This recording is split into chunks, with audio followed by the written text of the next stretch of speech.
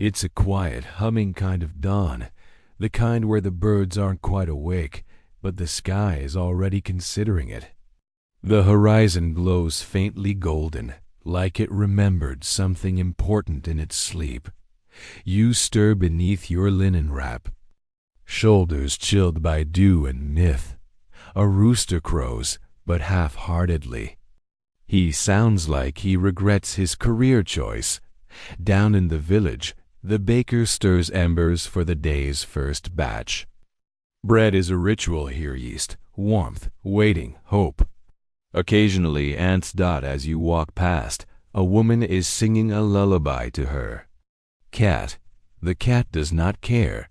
Today's story begins not in the woods or by the river, but in a palace. Grand, gilded, overcompensating slightly dot. It belongs to a king named Amphitryon, and he has a lovely wife named Alcmene. Loyal, clever, and tragically Zeus dash adjacent dot, because, once again, Zeus is up to something. You pause near the village square where a few children are playing an early version of tag that involves sticks and unspoken rules no one will remember in 5 minutes. One child pretends to be a cyclops. He's very committed. Meanwhile, in our myth, Zeus notices Alcmene and decides he simply must meet her. But Alcmene is famously devoted to her husband, Amphitryon.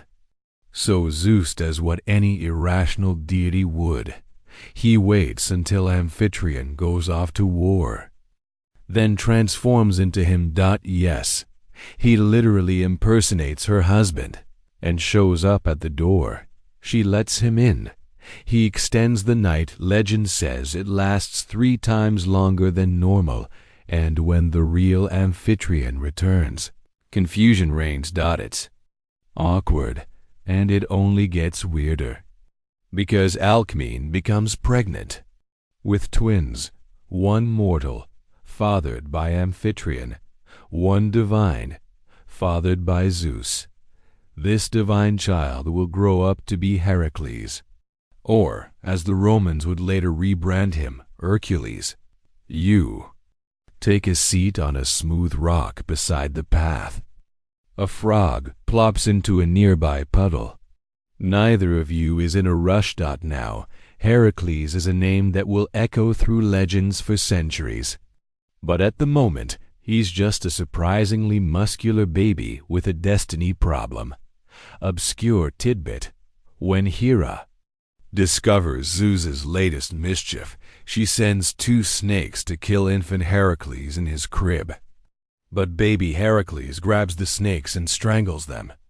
As you do, historians still debate whether this story is symbolic of inner strength or just the ancient equivalent of baby bragging rights. Back in the village, the Cyclops child is now being gently scolded for hitting someone with a stick. Justice is swift and mostly involves being told to sit quietly for a bit. You rise and walk toward the hillside temple of Apollo. The stones here are cool, humming faintly with age. A priest is sweeping slowly, as though every grain of dust has secrets. He hums a song older than cities. Up above, Olympus stirs. Zeus pretends to feel remorse. Hera pretends to believe him. Neither of them is particularly convincing. You sip water from a clay cup and feel the sun begin to warm your face. So far, Zeus has been a swan, a bull, a fake Artemis, and a fake husband. You're starting to suspect he's just using immortality as a costume closet, and you're only 4 myths in.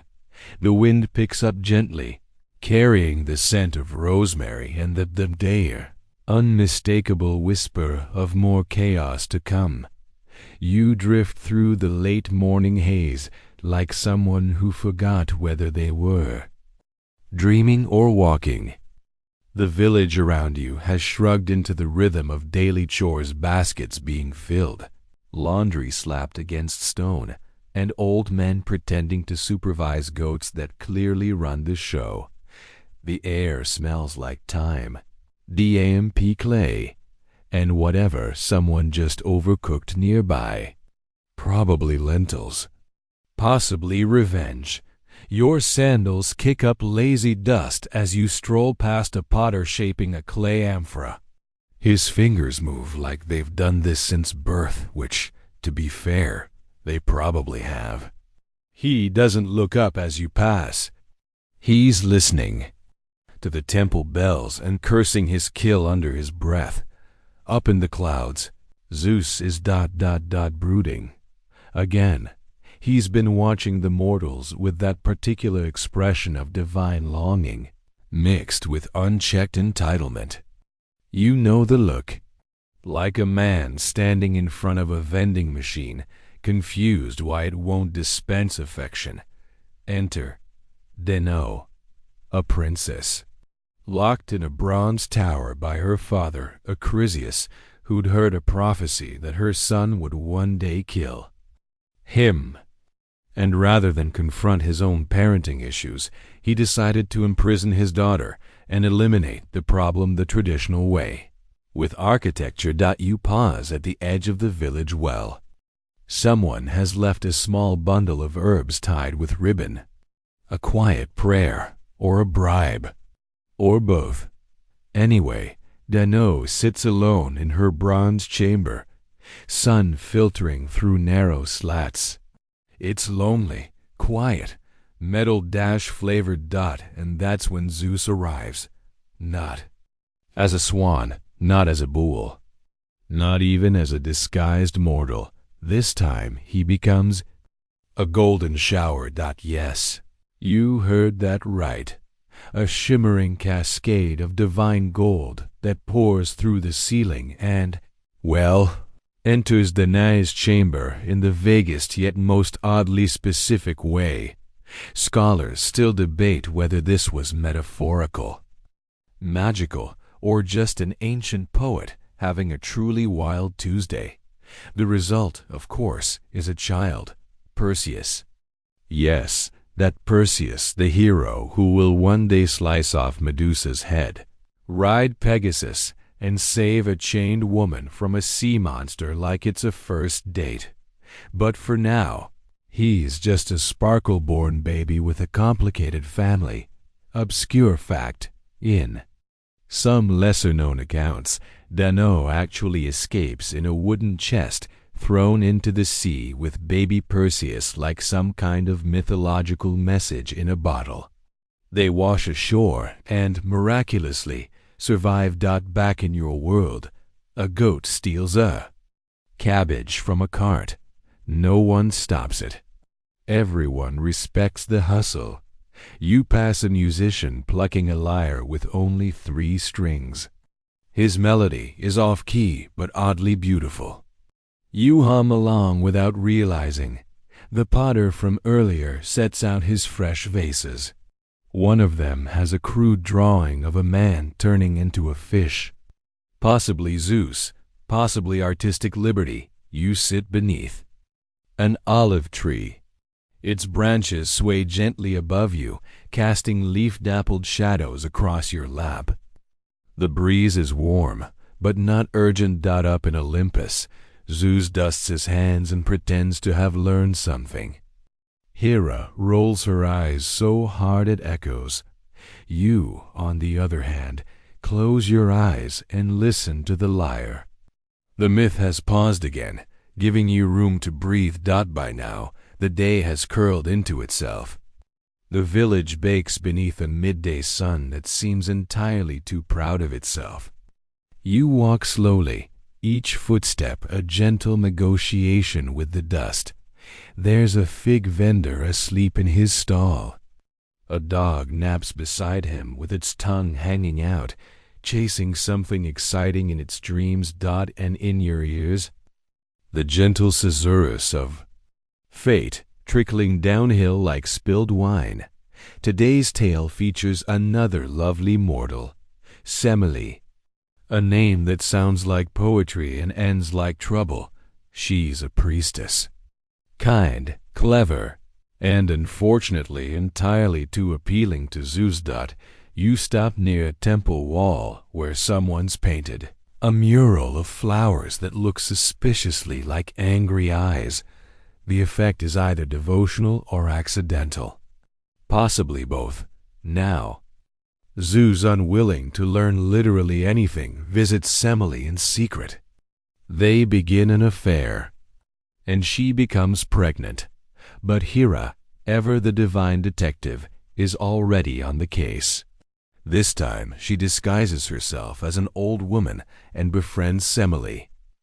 Not to comfort her, of course, but to suggest a terrible idea with passive-aggressive flair. If your lover is really Zeus, Hera muses, shouldn't he prove it by showing you his true divine form? And because mortals don't come with warning labels, Semele agrees.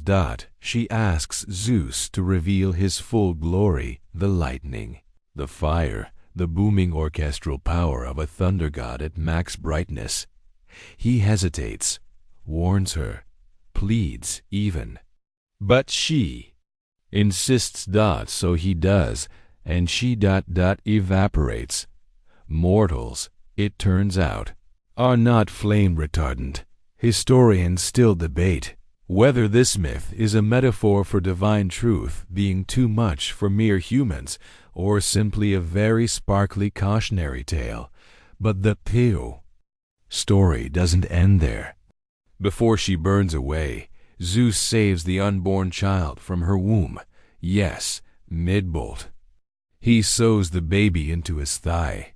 Take a moment with that obscure tidbit. This thigh pregnancy lasts the usual term. And when the baby is born snipped right from Zeus's leg, it is Dionysus, the future god of wine, madness, theater, and that one friend who starts dancing before the chorus. You walk past a courtyard where two young men are rehearsing a play.